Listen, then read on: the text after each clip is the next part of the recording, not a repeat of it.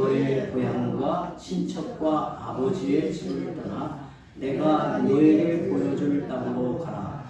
내가 너로 큰 민족을 이루고 내게 복을 주어 내 이름을 장대하게 하리니 너는 복이 될지라. 너를 축복하는 자에게는 내가 복을 내리고 너를 저주하는 자에게는 내가 저주하리니 땅의 모든 족속이 너로 말미암아 복을 얻을 것이라 하신지라. 이에 아브라함이 여호와의 말씀을 따라갔고 롯도 그와 함께 갔으며 아브라함이 하란을 떠날 때 75세였더라. 아멘. 우리가 여호수아의 말씀을 다 마치고 이제 새로운 성경으로 이제 바로 시작하지 않고 연말 또 연초에 한 5번에 걸쳐서 아브라함을 통해서 우리가 걸어가야 할 믿음의 여정에 대해 참된 믿음이란 무엇인가 또 언약의 복을 누리며 사는 믿음의 길에 대해 아브라함의 생애의 몇 부분을 좀 골라서 살펴보려고 합니다. 이번에 아브라함의 생애를 자세하게 살피지 않고 한 5번에 걸쳐서 이번 연말을 우리가 주의 은혜로 살아오는 것을 돌아보고 또 새해를 바라보면서 말씀을 몇 번에 걸쳐서 나누겠습니다. 여러분, 믿음은 어떻게 시작이 될까요? 믿지 않던 사람이 어떻게 믿음을 갖게 되고 지금까지 자신이 걸어온 길과는 다른 신자의 길을 걷게 되는 겁니까? 이 질문에 답을 얻기 위해서 아브라함이 어떻게 믿음의 길로 들어섰는지 살펴보려고 합니다. 아브라함은 우리에게 알려진 대로 믿음의 조상으로 우리 앞에 서 있지요. 아브라함은 믿음에 있어서 모든 신자들의 모델과 같은 분입니다. 믿음 생활을 어떻게 해야 하는가? 믿음의 온전함에 이르는 것이 무엇인가를 아브라함의 생애를 통해서 아주 실제적으로 보여주고 있습니다. 그러므로 아브라함이 어떻게 믿음을 가지게 되었는지 또한 아브라함이 어떻게 자신이 걸어온 길을 포기하고 하나님의 부르심을 따라 새로운 길로 나아갔는지 살펴보면 믿음이 어떻게 시작되는지 알 수 있습니다. 오늘 우리들 자신의 믿음을 점검하는 기회가 되었으면 좋겠습니다. 하나님이 아브라함을 부르십니다. 1절에 보면 여호와께서 아브라함에게 이르시되 너는 너의 고향과 친척과 아버지의 집을 떠나 내가 너에게 보여줄 땅으로 가라. 제일 먼저 아브라함을 향한 부르심은 떠나라는 것이었습니다. 아브라함을 하나님께서 부르실 때 첫 번째 하나님께서 그에게 요구하시는 것은 떠나라는 것입니다. 하나님은 아브라함에게 떠나라고 말씀하셨습니다. 즉 믿음은 떠남으로부터 시작이 됩니다. 이 사실이 매우 중요해요. 우리가 성경에 말하고 있는 참된 믿음이 어떻게 시작되냐면 내가 의지하고 있는 것, 붙들고 있는 것, 머물러 있는 것에서 떠나라고 하는 것을 말하고 있지요. 그러면 아브라함은 무엇으로부터 떠나야 했는가? 1절에 너의 고향과 친척과 아버지의 집을 떠나라는 겁니다. 하나님이 아브라함에게 떠나라고 하신 고향과 친척과 아버지의 집은 단순히 이제까지 함께 지냈던 친밀한 사람들과 지금까지 살아온 익숙한 장소를 의미하는 건 아니에요. 우리가 고향을 떠나라, 친척을 떠나라, 아버지의 집을 떠나라고 할 때 지금까지 우리가 서로 의지하며 살아왔던 사람들 또 지금까지 살아온 어떤 익숙한 장소를 벗어나라는 게 아니라 이 의미를 생각해 보라는 겁니다. 고대 근동 사회에서 고향과 친척과 아버지의 집은 안전과 생존의 기초였습니다. 고대는 사람들이 혈연 공동체 안에서 안전을 보장받고 또 삶을 이어갑니다. 지금과는 전혀 다른 이 체계죠. 그래서 자기가 머물러 살고 있는 것, 함께 더불어 살아가는 공동체를 벗어나는 것은 그냥 목을 내어놓는 것하고 별반 다름이 없어요. 죽음을 자처하는 것하고 다름이 없습니다. 고향과 친척과 아버지의 집은 나를 지켜주는 울타리와 같았습니다. 그런데 전혀 다른 환경으로 이주하는 것은 자신의 안전과 생존을 포기하는 행위라는 겁니다. 그런데 하나님이 아브라함에게 너의 고향과 친척과 아버지의 집을 떠나라고 말씀하십니다. 안전과 생존을 지켜주는 울타리와 단절하고 오히려 그곳을 떠나라고 요구하시는 거죠. 아브라함이 받는 느낌은 어찌했을까? 이 명령 앞에 아브라함이 받는 느낌은 안전장치 없이 벼랑 끝에서 뛰어내리는 것과 같은 다를 바가 없었을 거예요. 그 정도로 그에겐 큰 충격이고 부담이었을 것입니다. 그런데 아브라함은 하나님의 부르심에 따라갔다는 거예요. 하나님의 부르심에 이끌려갔다는 거예요. 아브라함은 어떻게 그 부르심에 순종할 수 있었을까요? 그가 본래 대범한 사람이었기 때문에 그랬을까요? 오늘 말씀을 유심히 보게 되면 아브라함이 하나님의 부르심에 아무런 대책 없이 훌쩍 떠난 것은 아니었습니다. 하나님은 번지 점프대에서 두려워 떨고 있는 사람에게 무턱대고 뛰어내리라고 하시는 분은 아닙니다. 오히려 하나님은 아브라함이 부르심에 순종하도록 말씀하여 보여주시고 그의 걸음을 인도하셨다는 거예요. 우리가 이 네 절만 보면 이런 장면을 잘 볼 수 없지만 아브라함의 생애 속에서 그의 걸음을 인도하실 때 하나님께서 그 곁에서 동행하여 그 걸음을 인도하시고 또한 계속해서 아브라함에게 보이시는 말씀의 세계가 하나님의 계획이 있었단 말이죠. 그러면 하나님이 아브라함에게 순종할 수 있도록 무엇을 보이셨습니까? 과연 아브라함에게 무엇을 보여주셨기에 그가 하나님의 부르심에 순종하여 떠날 수 있었습니까? 하나님이 아브라함에게 떠나라고 하시면서 그에게 보여준 것이 있는데 그것은 하나님의 계획입니다. 하나님의 비전이었어요. 우리는 이 창세기 12장 1절에서 이 4절의 말씀이 구약 성경에서 얼마나 중요한 말씀인가를 잘 알고 있어요. 어찌 보면 인류의 구원 역사가 여기에 담겨 있고 아브라함의 언약을 통해서 앞으로 하나님께서 세우실 복된 나라, 그 언약의 복됨을 누리는 삶이 무엇인가를 이 말씀에 담아내고 있는 겁니다. 물론 아브라함이 하나님께서 이 말씀을 통해서 보이신 것을 다 헤아려 보지는 못했을지라도 성령이 그 마음을 감동하여 하나님께서 그의 생애를 통해 이루실 그 위대한 계획을 느끼고 받아들이고 그래서 순종하여 이끌려 나아갔다는 말이죠.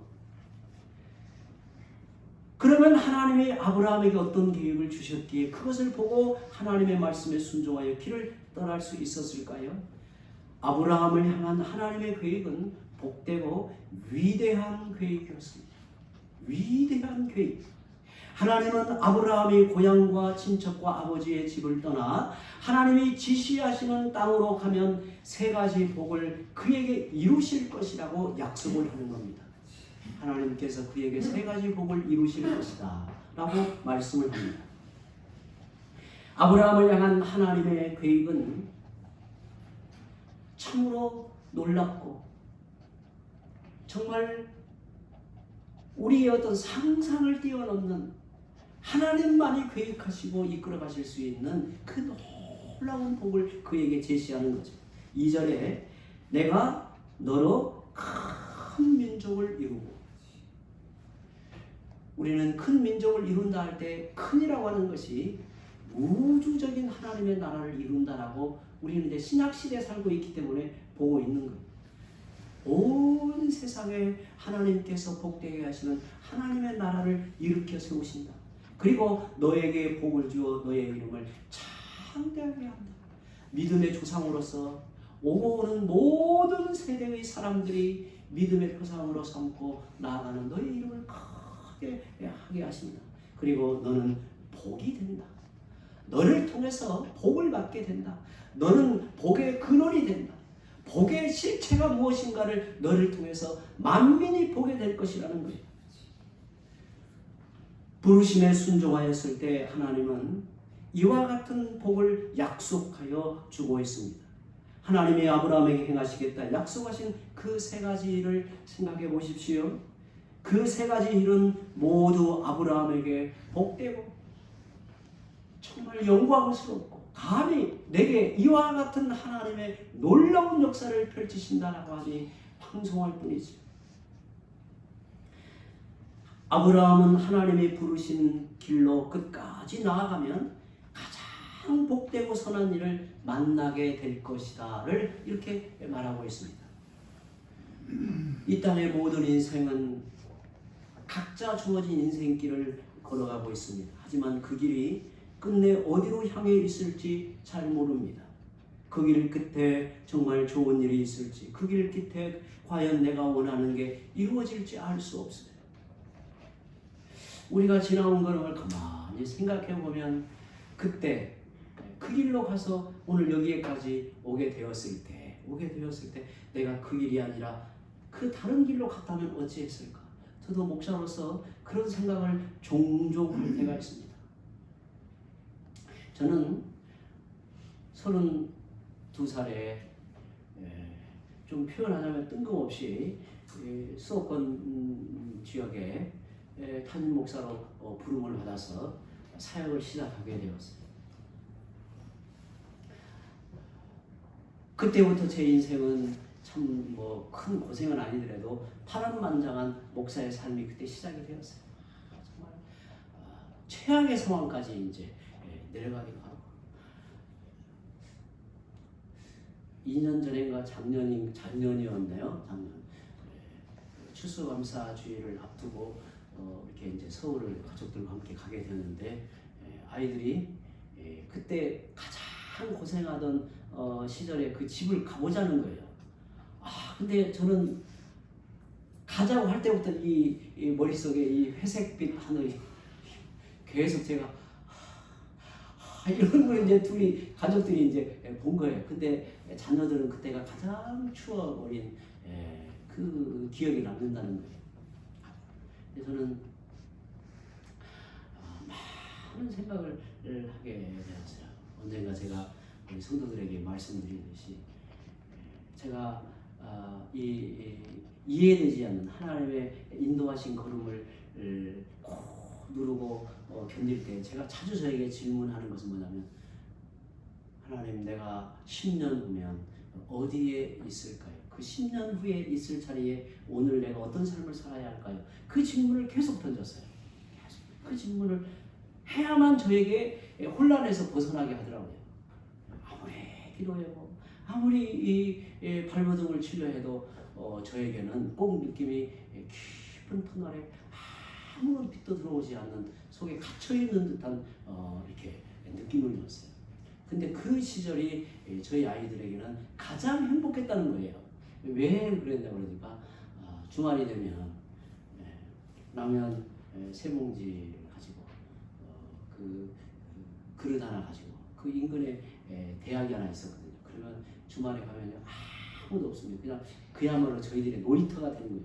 거기에 가서 화장실에 가서 물을 받아가지고 이제 그 라면을 끓여 먹고 거기서 이제 뛰어노는 추억이 그렇게 컸다는 거예요. 저에게는 그야말로 이렇게 쓴 감정이 늘 이렇게 내 안에 있는데 그런데 여러분 그 생각이 종종 들 때가 뭐냐면 내가 그 일을 안 가고 전주에 머물러 있었으면 어찌 됐을까? 또 하나님이 어떻게 나의 걸음을 인도하셨을까? 우리라는 게 항상 그런 우리 인생 이 길로 갔을 때 가다 보면 그 길 마지막에 내가 원하는 구하는 것이 실현될 수 있을까? 이렇게 될 수 있을까? 이게 굉장히 불안전하다는 거예요. 길을 가는 것이 두려운 게 아니라 그 길 끝에 무엇이 있을는지 모르기 때문에 두렵습니다. 이게 바로 사람에게 있는 원초적인 두려움입니다. 본토 친척 아버지의 집을 떠나 새로운 길로 나아가는 아브라함은 어떠했을까요? 그는 자신이 가야 하는 길 끝에 무엇이 있을는지 알지 못한 채 그 길로 나아가지 않았습니다. 아브라함에겐 하나님이 내미시는 손이 있었고요. 그 손을 붙들고 동행하였고 또 하나님께서 나를 믿어. 내가 너에게 보이실 땅으로 너는 너에게 주어진 한 걸음 한 걸음을 하나님을 의지하고 바라보며 나아가라는 거예요. 그래서 결국 우리가 알듯이 가나안 땅에까지 이르게 된 겁니다. 더욱이 그 길 끝에는 아브라함에게 선하고 복된 일이 기다리고 있습니다. 걸어간 그 길 끝에서 아브라함은 그의 생애가 이 땅을 떠난 후일지라도 큰 민족을 이루고 그의 이름이 창대해지고 만복을 받을 것입니다. 아브라함을 향한 하나님의 계획은 사람의 상상할 수 없는 위대한 계획이었습니다. 아브라함이 하나님의 부르심에 순종할 수 있었던 이유가 바로 여기에 있는 겁니다. 이렇게 하나님의 부르심에 따라 이전과 다른 길을 걷고 있는 것을 가리켜 믿음이라고 하는 거예요. 믿음이라고 하는 것은 오늘 여러분이 하나님의 나라를 소망하며 하나님의 말씀에 의지하여 여러분의 인생을 의미 있게 세우고 그리고 언젠가 하나님 앞에 서게 된다는 여러분의 인생을 살피며 살아가는 그 삶을 가리켜 오늘 아브라함을 통해서 믿음이다라고 말하는 그런 믿음이다. 아브라함을 향한 하나님의 계획은 선한 계획이었습니다. 하지만 그것으로 끝이 아닙니다. 아브라함을 향한 하나님의 뜻은 선한 계획일 뿐 아니라 위대한 계획이었다는 거예요. 부르심에 순종할 때 하나님이 그에게 약속하신 세 가지 일을 보십시오. 하나님은 아브라함에게 큰 민족을 일으킬 것이다. 여러분, 지금 시대에도 큰 민족을 일으킨다고 하는 게 현실적으로 불가능하죠.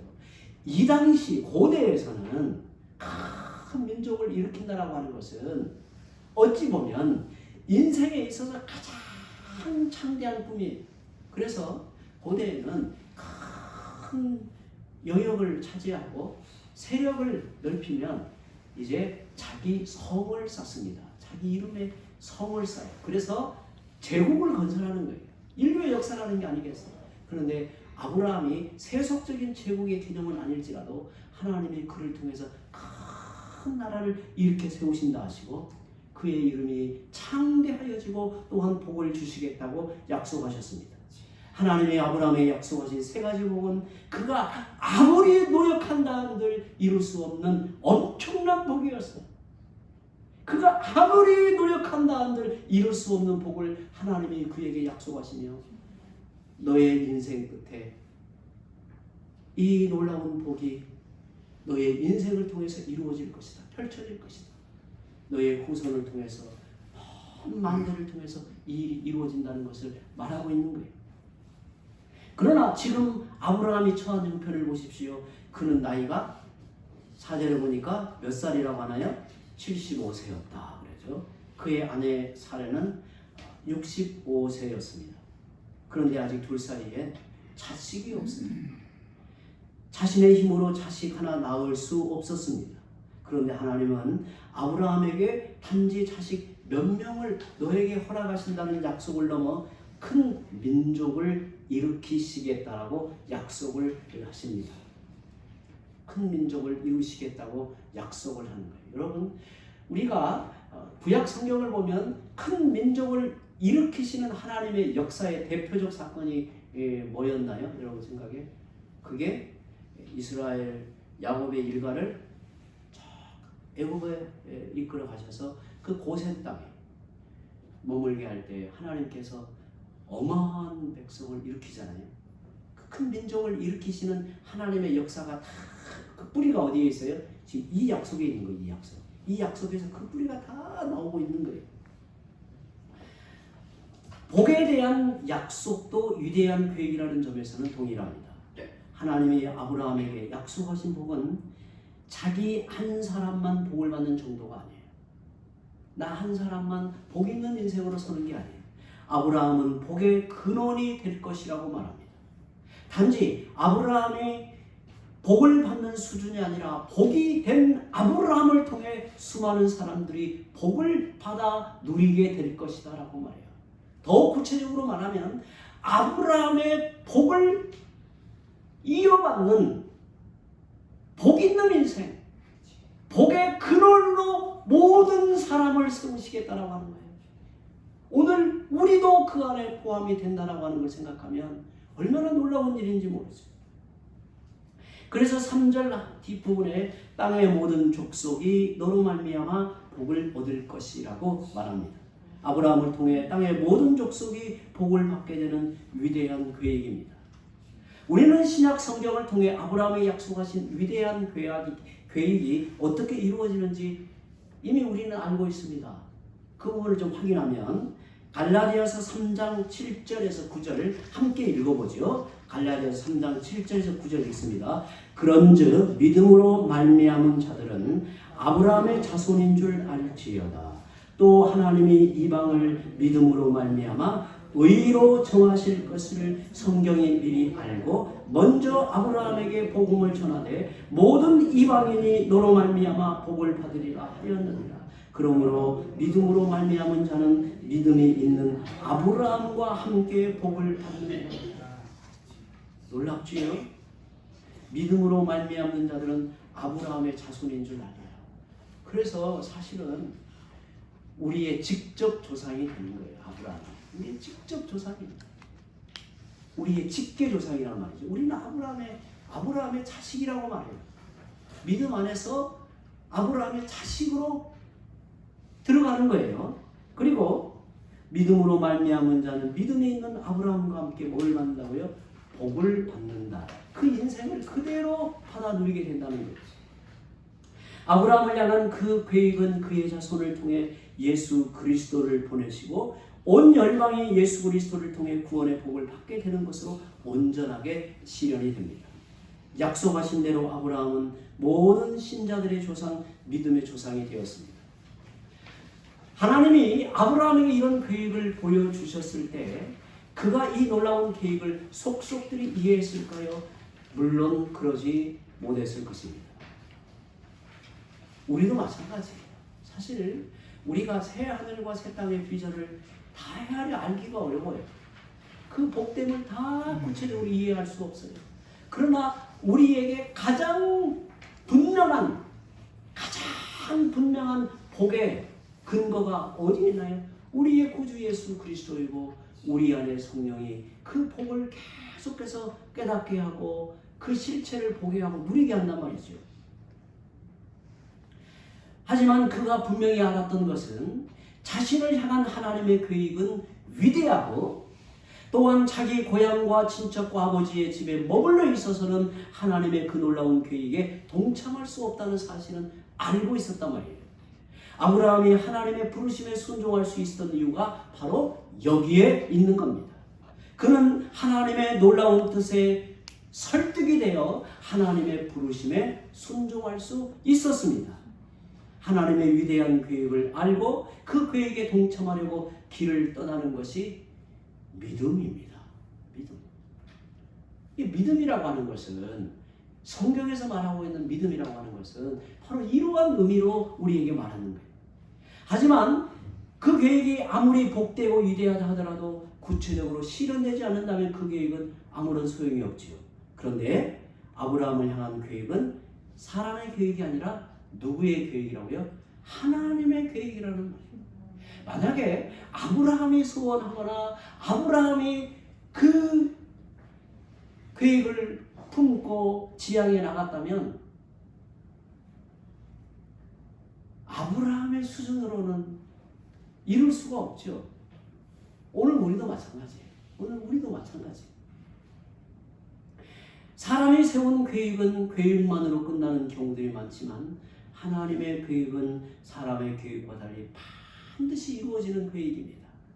하나님은 반드시 이루어질 하나님의 계획을 아브라함의 인생에 맡기시고 이전의 길을 떠나 하나님이 원하시는 길로 나아가라고 하시는 겁니다. 즉 아브라함이 하나님의 부르심에 순종할 수 있었던 이유가 바로 여기에 있는 겁니다. 하나님의 계획은 하나님이 주도적으로 이루십니다. 하나님이 아브라함을 먼저 선택하시고 그에게 다가오셔서 말씀하십니다. 오늘 말씀 본문의 시작이 여호와께서 아브라함에게 이르시되라고 말합니다. 왜 하필 아브라함이었을까요? 아브라함이 특별하게 하나님을 잘 섬기는 사람이었을까요? 그렇지 않습니다. 여호수아 24장 2절 3절에 아브라함의 본래 처지를 말해주고 있습니다. 여호수아 24장 2절 3절을 함께 읽습니다. 여호수아가 모든 백성에게 이르되 이스라엘의 하나님 여호와께서 이같이 말씀하시기를 옛적에 너희의 조상들 곧 아브라함의 아버지 나홀의 아버지 데라가 강 저쪽에 거주하여 다른 신을 섬겼으나 내가 너희의 조상 아브라함을 강 저쪽에서 이끌어내어라고 말합니다. 아브라함의 아버지 데라는 우상 숭배자였습니다. 당시 고대 근동은 철저한 부계 사회입니다. 아버지의 신은 곧 아들의 신이 되는 거예요. 아버지의 신은 온 가족의 신입니다. 만약에 여기서 벗어나는 것은 뭐예요?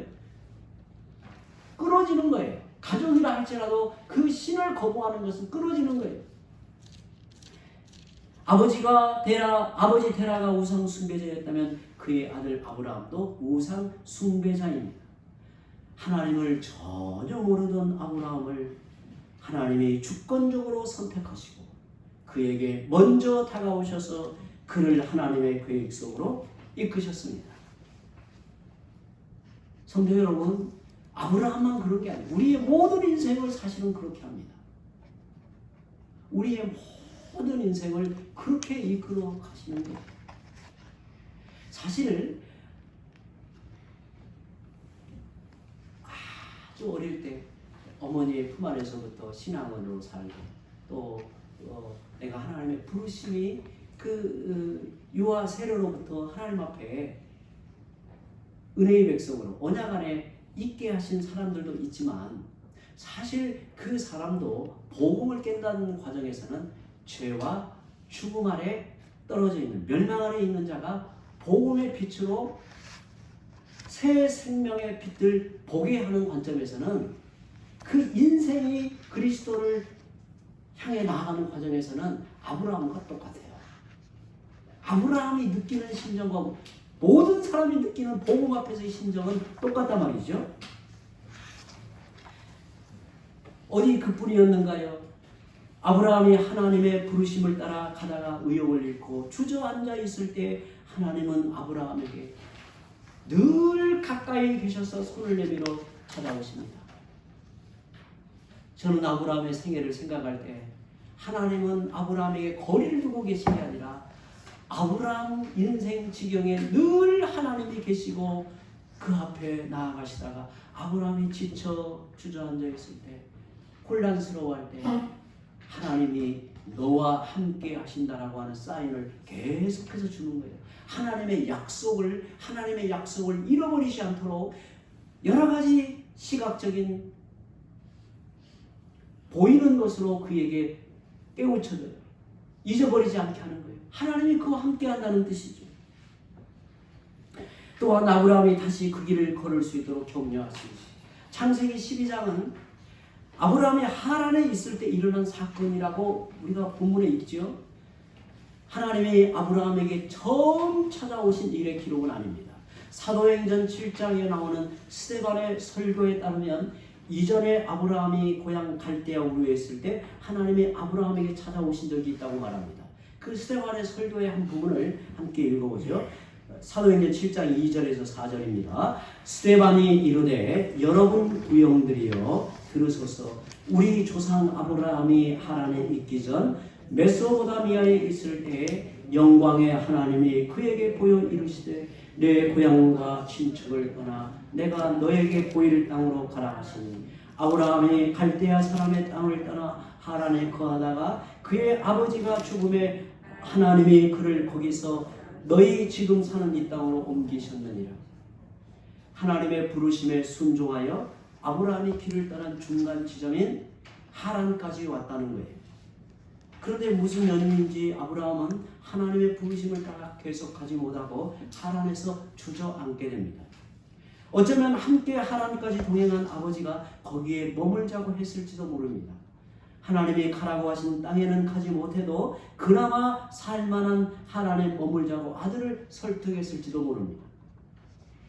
이유가 무엇이든 간에 아브라함은 하나님의 부르심을 따라 계속 나아가지 못하고 하란에서 지체하고 있었어요.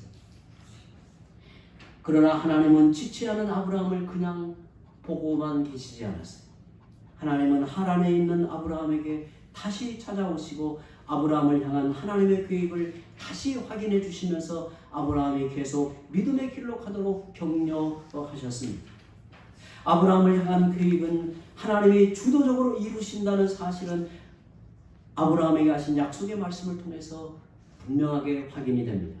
본문 2절과 3절에 하나님을 각 마디에 하나님을 주어로 말씀하고 있습니다. 내가 너로 큰 민족을 이루고 내가 너를 축복하고 내가 너의 이름을 창대하게 하리라고 되어 있습니다. 아브라함을 향한 계획의 주도자는 항상 하나님이십니다. 아브라함이 하나님의 계획에 참여하지만 주도적으로 그 인생을 이끌어 복된 자리에까지 나아가게 하시는 분이 하나님이라는 겁니다.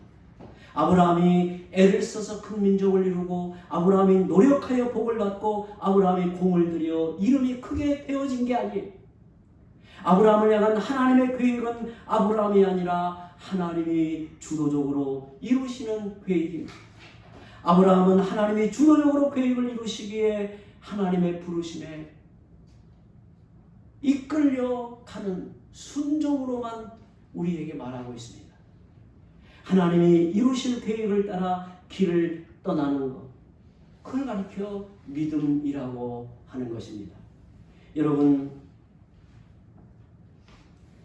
아브라함의 고향과 친척과 아버지의 집을 떠나 하나님의 부르심에 순종할 수 있었던 근본적인 이유가 무엇일까요? 이제 마지막으로 정리해 봅니다. 그것은 바로 하나님의 부르심이었고 아브라함을 통해 이루실 계획이었다는 것입니다. 오늘 우리에게도 아브라함과 같이 하나님께서 우리를 부르시고 그리스도 안에서 우리에게 나타내신 그 구원의 복됨, 구원의 영광을 우리에게 펼쳐 보이시며